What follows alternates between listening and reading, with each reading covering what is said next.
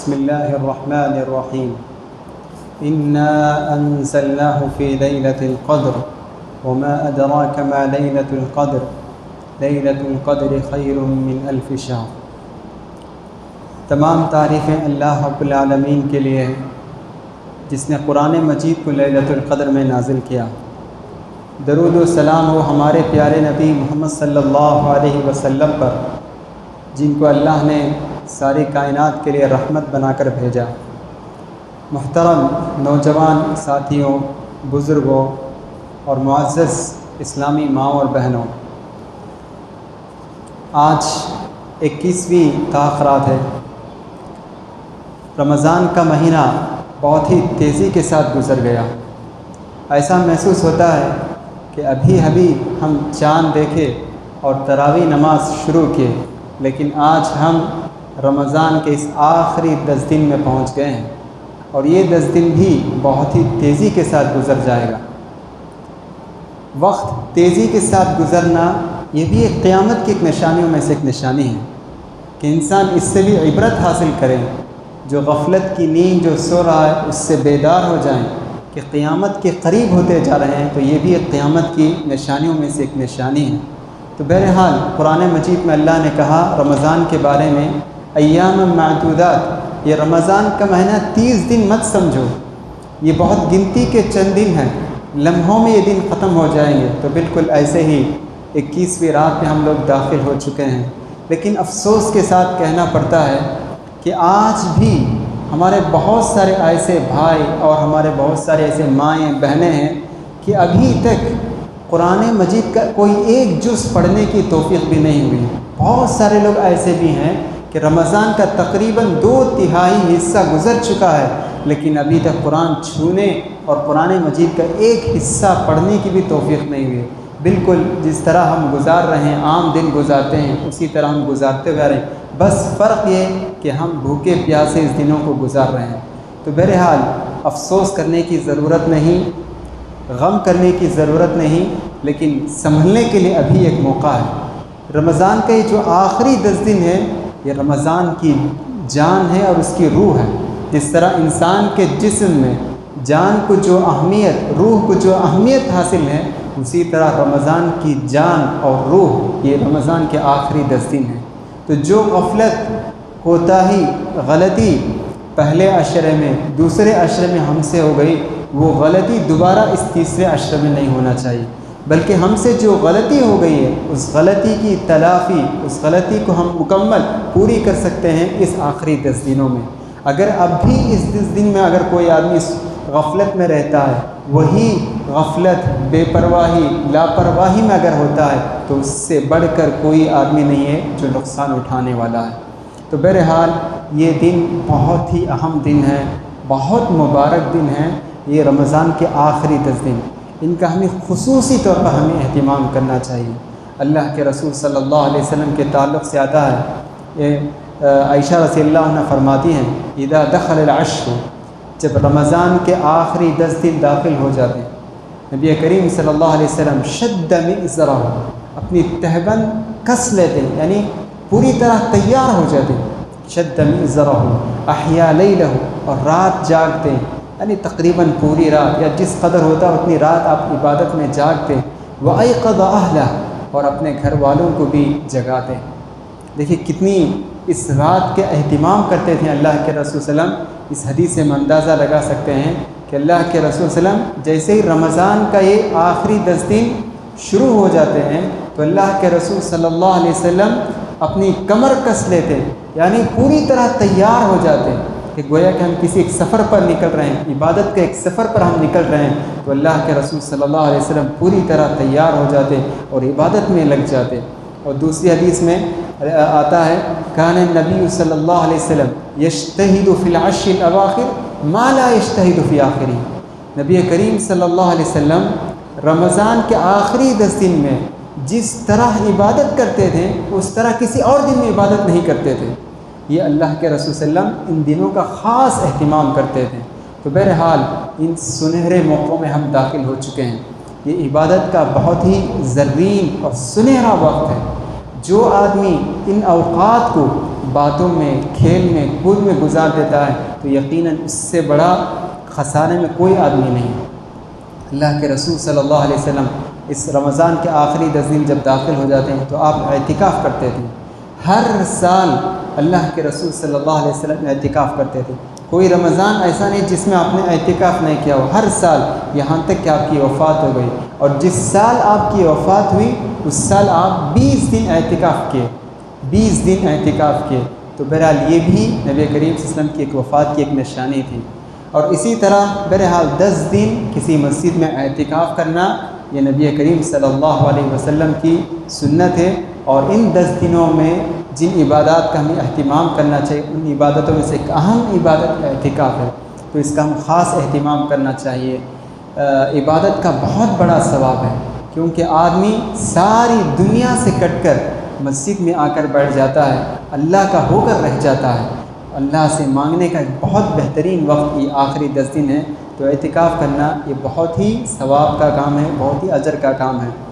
اعتکاف 1 دن 2 دن سے بھی کر سکتے ہیں، جیسا کہ عمر رضی اللہ عنہ کے تعلق سے آتا ہے کہ انہوں نے اللہ کے رسول صلی اللہ علیہ وسلم سے پوچھا کہ اے اللہ کے رسول، میں نے جاہلیت میں 1 رات اعتکاف کرنے کی میں نے نیت کی ہے، 1 رات اعتکاف کرنے کی میں نے نیت کی ہے، کیا میں اعتکاف کر سکتا ہوں؟ تو اللہ کے رسول صلی اللہ علیہ وسلم نے کہا اعتکاف کرو۔ تو اس سے معلوم ہوتا ہے کہ 1 رات 2 رات 3 رات کم سے کم اگر کسی آدمی کو بیپار ہے، تجارت ہے، کام ہے، 10 دن اگر وقف نہیں کر سکتا ہے تو کم سے کم جس قدر ہو سکیں اتنے دن بھی اعتکاف کر سکتے ہیں۔ عورتوں کے لیے اعتکاف مسجد ہی میں عورتیں اعتکاف کر سکتی ہیں۔ گھروں میں اعتکاف کا کوئی ثبوت نہ قرآن میں ہے اور نہ حدیث میں ہے، تو اس لیے گھروں میں اعتکاف کرنے سے بچیں، بلکہ مسجد میں اعتکاف کریں اگر مسجد میں اس کا پورا انتظام ہے۔ عورتوں کے لیے اگر پردے کا انتظام ہے، اعتکاف کر سکتی ہیں تو مسجد میں اعتکاف کریں، ورنہ گھر میں اعتکاف کرنے کی کوئی ضرورت نہیں۔ اسی طرح ان 10 دنوں کی ایک اہم خصوصیت لیلۃ القدر ہے کہ انہی 10 دنوں میں شب قدر ہے۔ شب قدر بہت مبارک رات ہے، الفاظ نہیں، اس کی عظمت، اس کی برکت کو بیان کرنے کے لیے ہمارے پاس الفاظ نہیں ہیں۔ قرآن مجید میں خود اللہ تعالیٰ کہتا ہے لیلۃ فی لیلۃ مبارکہ، کہ ایک بہت مبارک رات ہے۔ اس سے ہم خود اندازہ لگا سکتے ہیں کہ خود اللہ کہہ رہا ہے۔ اور اس رات کی شب قدر کی اہمیت، فضیلت جاننے کے لیے صرف یہی کافی ہے، ایک مکمل سورت اللہ تعالیٰ اسی رات کے بارے میں نازل کیا ہے۔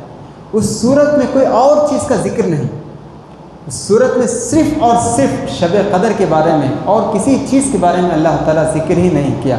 ایسی کسی چیز کے بارے میں ہم نہیں دیکھتے ہیں کہ کوئی سورت صرف اور صرف نماز کے بارے میں اس میں کسی کا ذکر نہ ہو، کوئی سورت صرف اور صرف حج کے بارے میں اس میں کسی کا ذکر، ایسی کوئی سورت نہیں۔ لیکن سوائے شب قدر آپ پڑھ کر دیکھ لیجئے، انا انزلناہ فی لیلۃ القدر، شروع سے لے کر آخر تک صرف اور صرف شب قدر کے تعلق سے۔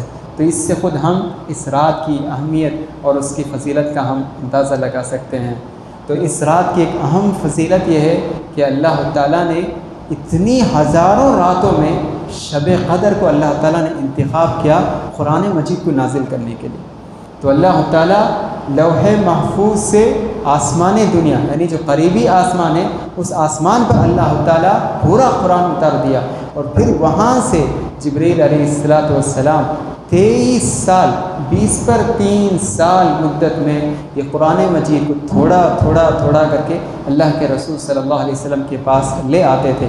تو 23 سال میں یہ قرآن مکمل ہوا، جو ہم 1 سال میں پڑھتے ہیں یا 1 مہینہ میں پڑھتے ہیں۔ تو یہ قرآن مجید اسی شب قدر میں اللہ تعالیٰ نے نازل کیا ہے، تو اس سے ہم شب قدر کی اہمیت اور اس کی فضیلت کا ہم اندازہ لگا سکتے ہیں۔ اسی طرح اس رات کی ایک اہم فضیلت یہ ہے کہ اس رات میں عبادت کرنا 1000 مہینوں سے بھی بہتر ہے، جیسا کہ اللہ تعالیٰ فرماتا ہے خیر من 1000 شہر، 1000 کہتے ہیں عربی زبان میں 1000، تو 1000 مہینوں سے بھی بڑھ کر ہے۔ 80 پر 3 سال، ہم میں سے کسی کو نہیں معلوم کہ کون 80 پر 3 سال کس کی عمر مل سکتی ہے، لیکن جس آدمی کو یہ شب قدر نصیب ہو جائیں اور وہ اس میں عبادت کر لیں تو 80 پر 3 سال عبادت کرنے سے بھی زیادہ بہتر ہے۔ اس رات کی ایک اور خوبی، اس رات کی ایک اہم ایک فضیلت یہ ہے کہ یہی وہ رات ہے جس میں اللہ تعالیٰ خیر اور شر کے فیصلے، ہر آدمی کے فیصلے ہوتے ہیں کہ اس سال آدمی کے لیے کیا اس کو نفع ہوگا، کیا نقصان ہوگا، یہ سارے فیصلے ہوتے ہیں، اور یہ سارے فیصلے فرشتے کے حوالے کیے جاتے ہیں۔ یہی رات، اسی رات فرشتے کے حوالے کیے جاتے ہیں ہمارے خیر اور شر کے سارے فیصلے، کہ اس آدمی کو، عبداللہ کو اس مرتبہ فائدہ ہوگا، فلاں جگہ نقصان ہوگا۔ یہ سارے جو موت ہیں، پیدائش، یہ سارے فیصلے جو ہے اس رات جو ہے اللہ تعالیٰ فرشتوں کے حوالے کرتا ہے۔ تو ہم مانگ سکتے ہیں اللہ تعالیٰ سے کہ ہمارے حق میں خیر کا فیصلہ فرما، شر کا فیصلہ نہیں۔ اس رات کی ایک اہم خوبی یہ ہے، فرشتے کثیر تعداد میں نازل ہوتے ہیں، بہت فرشتے آسمان سے زمین پر نازل ہوتے ہیں، یہاں تک کہ زمین تنگ ہو جاتی ہے۔ بہت فرشتے اترتے جاتے ہیں، اور جہاں جہاں ذکر کی مجلس، دینی مجلس جہاں جہاں ہوتی ہیں، وہاں فرشتے گھیر لیتے ہیں اور وہ خوش ہوتے ہیں، اللہ کے پاس اس کا ذکر کرتے ہیں۔ تنزل الملائکہ، اور یہی نہیں، صرف فرشتے ہی نہیں، تنزل الملائکۃ والروح، کہ اللہ تعالیٰ کہتا ہے کہ روح بھی اترتے ہیں، مطلب یہ کہ جبریل علیہ السلام، فرشتے بھی اور فرشتوں کے سردار بھی اسی رات میں اترتے ہیں۔ تو ان تمام باتوں سے ہم، اور آخر میں اللہ کہتا ہے سلام ہی حتی مطلع الفجر، تو یہ رات سلامتی والی رات ہے، فجر تک، فجر صادق طلوع ہونے تک اس رات میں سلامتی ہی سلامتی ہے۔ مطلب یہ ہے کہ انسان شیطان کے ہر شر سے محفوظ رہے گا، وہ صحیح سلامت رہے گا۔ تو یہ اس رات کی اہم فضیلت ہے، اس کی فضیلت ہے۔ تو ان تمام باتوں سے ہم شب قدر کی اہمیت اور اس کی فضیلت کا ہم اندازہ لگا سکتے ہیں۔ اب سوال یہاں یہ پیدا ہوتا ہے کہ شب قدر یہ کون سی رات ہے؟ کون سی رات ہے؟ کیا سارے 10 دنوں میں سے کوئی ایک رات ہی شب قدر ہے؟ لیکن یہ ایک رات کون سی رات ہے؟ بعض صحابہ سے ثابت ہے کہ انہوں نے قسم کھا کر کہا کہ 27ویں رات ہے، لیکن کیا صرف ہم ایک ہی روایت کو دیکھ کر ہم یہ فیصلہ کر دیں کہ یہ شب قدر 27ویں رات ہے؟ یہ تو صحیح نہیں ہے، بلکہ ہم شب قدر کے تعلق سے جو بھی حدیثیں آئی ہیں ان ساری حدیثوں کو جمع کریں، اسٹڈی کریں، پڑھیں، غور کریں، اور اس کے بعد ایک نتیجے پر ہمیں کو پہنچنا چاہیے۔ صرف ایک بات کو رہ کر ہم یہ فیصلہ کر دیں کہ 27ویں رات یہ زیادہ صحیح نہیں۔ تو ہم جب حدیث پڑھتے ہیں تو معلوم ہوتا ہے کہ اللہ کے رسول صلی اللہ علیہ وسلم ایک حدیث میں فرماتے ہیں تحروا لیلۃ القدر فی العشر الاخیر، کہ اللہ کے رسول فرماتے ہیں شب قدر تم تلاش کرو رمضان کے آخری 10 دنوں میں، اور ایک حدیث میں اللہ کے رسول فرماتے ہیں شب قدر تم تلاش کرو رمضان کے آخری 10 دن کے طاق راتوں میں۔ تو اس سے معلوم ہوتا ہے کہ شب قدر رمضان کے آخری 10 دنوں کے طاق راتوں میں سے کوئی ایک طاق رات ہے۔ تو 21 بھی ہو سکتی ہے، 23 بھی ہو سکتی ہے، 25 بھی ہو سکتی ہے، 27 بھی ہو سکتی ہے، 29 بھی ہو سکتی ہے۔ تو ان 5 راتوں میں سے ایک رات شب قدر ہے۔ اس کو ہم تعین کر لینا، اپنے طرف سے متعین کر لینا یہی رات شب قدر ہے، یہ زیادہ صحیح نہیں، بلکہ شب قدر سال بدل سکتی ہے۔ اس سال اگر 27 ہے تو اگلے سال 29 بھی ہو سکتی ہے یا 21 بھی ہو سکتی ہے۔ تو اس لیے ہم کو ہمیشہ محتاط ہونا چاہیے۔ ہم زندگی کے سارے معاملے میں محتاط ہو کر فیصلہ کرتے ہیں۔ اگر ہم کو معلوم ہے کہ ٹرین جو ہے 3 بجے ہے تو ہم یہ پلاننگ ایسا کرتے ہیں محتاط طریقے سے کہ ہم کسی طرح اسٹیشن کو 2:30 بجے پہنچ جائیں۔ تو اسی طرح احتیاط یہی ہے کہ ہم ان 5 راتوں میں ہم عبادت کریں، تاکہ ان 5 راتوں میں سے کوئی ایک رات شب قدر ہو سکتی ہے۔ تو اگر ہو جائیں تو بس ہم اللہ کے پاس بہت بڑا اجر اور ثواب ہم کما سکتے ہیں۔ اب یہاں ایک اہم سوال یہ ہے، شب قدر کی عبادت کیا ہے؟ شب قدر میں کرنا کیا ہے؟ شب قدر کی ایک اہم عبادت یہ ہے کہ نماز میں مشغول رہنا۔ اللہ کے رسول صلی اللہ علیہ وسلم فرماتے ہیں من قام لیلۃ القدر ایمانا واحتسابا غفر له ما تقدم من ذنبه، کہ اللہ کے رسول فرماتے ہیں جو شخص شب قدر میں قیام کرتا ہے کھڑے ہو کر نماز پڑھتا ہے ایمان کی حالت میں اجر و ثواب کی نیت سے، غفر لہ ما تقدم من ذنبہ، کہ اللہ تعالیٰ اس کے پچھلے گناہوں کو معاف کر دیتا ہے۔ سبحان اللہ۔ تو اس سے معلوم ہوتا ہے کہ شب قدر کی ایک اہم عبادت نفل نماز میں مشغول رہنا ہے۔ جس قدر ہو سکے اس قدر نماز پڑھنے کی کوشش کریں۔ کھڑے ہو کر پڑھ سکتے ہیں تو کھڑے ہو کر پڑھیں، اگر کھڑے ہو کر نہیں پڑھ سکتے ہیں، بیٹھ کر پڑھ سکتے ہیں تو بیٹھ کر پڑھنے کی کوشش کریں۔ اللہ کے رسول صلی اللہ علیہ وسلم بہت لمبی لمبی نماز پڑھتے تھے۔ عائشہ رضی اللہ عنہ کہتی ہیں لا تسأل عن حسنہن وطولہن، مت پوچھو تم اس نماز کی خوبصورتی کے بارے میں اور اس نماز کی لمبائی کے بارے میں مت پوچھو۔ یہ کہتی ہے عائشہ رضی اللہ عنہ، مطلب یہ ہے کہ یہ نماز اتنی خوبصورت اور اتنی لمبی ہوتی تھی ہم الفاظ سے اس کی لمبائی بیان نہیں کر سکتے۔ اتنی طویل طویل نماز، لمبی لمبی نماز نبی کریم صلی اللہ علیہ وسلم پڑھا کرتے تھے، اور صحابہ، تابعین، سلف صالحین جو نیک لوگ گزرے تھے وہ سب لوگ ان راتوں میں بہت لمبی نماز پڑھتے تھے۔ کہنے والے کہتے ہیں کہ ہمارے جو صحابہ، سلف صالحین وہ اتنی لمبی نماز پڑھتے تھے، دور سے دیکھنے والے اس نماز پڑھنے والے کو کہتے کہ کوئی ایک ستون، ایک کھمبا ہے جو ٹھہرا ہوا ہے، حالانکہ وہ نماز پڑھ رہے ہیں، کہ اتنی دیر سے نماز پڑھ رہے ہیں تو دیکھنے والا دور سے کہہ رہا ہے کہ وہ ایک کھمبا ہے، ایک ستون ہے، ٹھہرا ہوا ہے ایسے ہی بہت دیر سے، حقیقت میں وہ نماز پڑھ رہے ہیں۔ تو دیکھیں اتنی لمبی لمبی نماز پڑھنی چاہیے۔ تو یہ اہم عبادت ہے شب قدر میں، جماعت کے ساتھ ہو جماعت کے ساتھ پڑھیں، اگر انفرادی ہے تو انفرادی عبادت میں مشغول رہیں۔ اسی طرح اس شب قدر کی ایک اہم عبادت یہ ہے کہ دعاؤں میں مشغول رہنا چاہیے۔ جیسا کہ میں نے کہا یہی وہ رات ہے جس میں شر اور خیر و شر کے فیصلے فرشتوں کے حوالے کیے جاتے ہیں۔ تو یہ اہم رات ہے جس میں ہم اللہ سے مانگیں، جو آدمی بیمار ہے اللہ سے شفا کی دعا کریں، جو آدمی تجارت میں نقصان ہے اللہ سے تجارت میں برکت کے لیے دعا مانگے، جو آدمی اپنے خاندان مسائل پریشانی میں الجھا ہوا تو یہ اہم وقت ہے کہ اللہ سے مانگے، سکون و اطمینان عطا کریں۔ تو یہ اہم وقت ہے اللہ سے مانگنے کا۔ تو اس اوقات میں، اس وقت میں اللہ سے مانگیں، جیسا کہ اس سے پہلے ہم درس میں سن چکے ہیں، اللہ سے مانگنے کے آداب بھی ہیں، تضرع، عاجزی سے، انکساری سے، اللہ کی تعریف بیان کر کے، اللہ تعالیٰ کے ناموں کے ذریعے سے ہم اللہ سے مانگنے کی ہم کوشش کریں۔ عائشہ رضی اللہ عنہ کہتی ہیں اللہ کے رسول صلی اللہ علیہ وسلم سے میں نے پوچھا کہ اللہ کے رسول اگر مجھے معلوم ہو جائیں یہی وہ رات شب قدر ہے تو میں کیا کہوں، کیا دعا پڑھوں میں؟ تو اللہ کے رسول نے فرمایا تم یہ دعا پڑھو، اللہم انک عفو تحب العفو فاعف عنی، اللہم انک عفو، اے اللہ تو بہت بخشنے والا ہے، تحب العفو اور معافی کو پسند فرماتا ہے، فاعف عنی میرے گناہوں کو معاف فرما۔ تو جس قدر ہو سکیں ہم یہ دعا کثرت سے پڑھتے رہنا چاہیے، کثرت سے ہم اس دعا کا ہم اہتمام کرنا چاہیے۔ اسی طرح اس شب قدر کی ایک اہم عبادت یہ بھی ہے کہ قرآن کی تلاوت میں ہم مشغول رہیں۔ جیسا کہ ابھی میں نے کہا کئی ہمارے ایسے بھائی ہیں جو رمضان کے 20 دن گزر چکے ہیں قرآن چھونے کی بھی توفیق نہیں ہوئی، تو کم از کم آخری لمحہ ہے، یہ آخری موقع ہے، بس یہ 10 دن، اس کے بعد کوئی اور آپ کو سمجھانے کے لیے نہیں آئے گا۔ تو کم سے کم ان 10 دنوں میں بیٹھیں، اللہ کے لیے بیٹھ کر قرآن کھولیں اور پڑھنے کی کوشش کریں اور اس کو سمجھنے کی کوشش کریں۔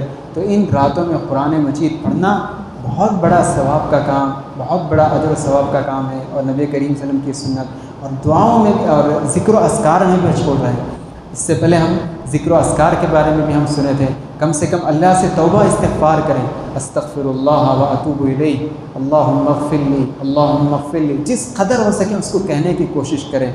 اگر اللہ ہمارے گناہوں کو معاف کر دے تو پھر اللہ نعمت کے سارے دروازوں کو کھول دے گا، اولاد، مال، سکون، اطمینان، تجارت میں برکت، یہ ساری چیزیں حاصل ہو جائیں۔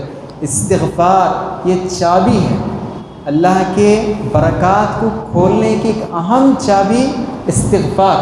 اللہ سے ہم استغفار کریں گے، استغفر اللہ کہتے رہیں گے تو انشاءاللہ اللہ ہمارے گناہوں کو معاف کرے گا اور سارے برکات کے دروازوں کو اللہ تعالیٰ کھول دے گا۔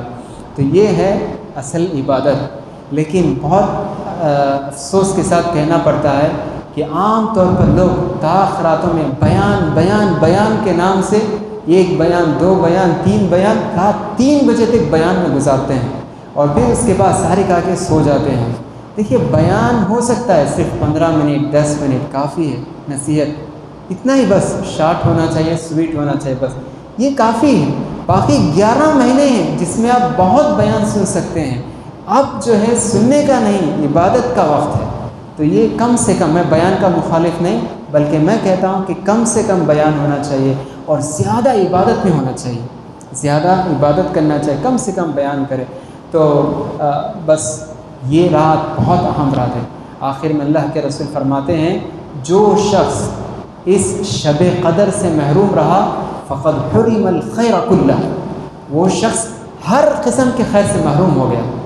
محروم وہ نہیں جسے جائیداد نہیں ملا، محروم وہ نہیں جو نفع نہیں کمایا، محروم وہ ہے جو شب قدر سے محروم ہو گیا۔ سو کر بازاروں میں یا ہوٹلوں میں گزار کر شب قدر کو ایسے ہی گنوا دیا، اللہ کے رسول فرماتے ہیں سارے خیر سے محروم ہو گیا۔ 80 پر 3 سال کی عبادت سے محروم، اس کے فیصلے سے محروم، سارے برکات سے محروم، فرشتے آ کر گھیرتے ہیں، ایسی مبارک مجلس سے محروم۔ تو اس لیے ہمیں چاہیے کہ جس قدر ان مبارک لمحہ کی قدر کریں، اور ان عبادت اس لمحہ کو قدر کرتے ہوئے زیادہ سے زیادہ اللہ کی عبادت کرنے کی کوشش کریں۔